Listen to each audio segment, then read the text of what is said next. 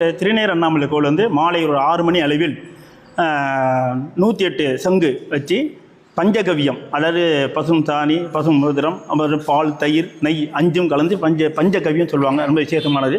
அந்த பஞ்சகவியை பிரதானமாக பூஜையில் வச்சு 108 சங்கு வச்சு ருத்ரஹோமம் சுவாமிக்கு அபிஷேகம். அது மாலை ஒரு 6 மணிலேருந்து 9 மணிக்கு அந்த பூஜை நடக்கும். அப்புறம் 2ஆம் கால பூஜைங்கிறது பஞ்சாமிர்தம், அதாவது எல்லா பழ வகையும் போட்டு சாப்பிட்ற பூஜையில் பிரதானமாக பூஜையில் வச்சு 49 சங்கு வச்சு ருத்ர ஹோமம் பண்ணி 2ஆம் கால பூஜை. அது இரவு 10லேருந்து 12 வரைக்கும் நடக்கும் 2ஆம் கால பூஜை. அப்படி 3ஆம் கால பூஜை வந்து லிங்கோத்பவர் நடக்கும். அதாவது ஒரு 12லேருந்து 2:30க்குள்ளே அங்கே லிங்கோத்பவர் பூஜை பின்னாடி சுவாமி. அதான் முக்கியமான நேரம். அந்த நேரத்தில் அனைவரும் கண்டிப்பாக கண் முழித்து இங்கே வராட்டாலும் நமசிவாயத்தில் அண்ணாமலை நினைக்கிற அவ்வளோ விசேஷமான இதுன்னு சொல்லுவாங்க.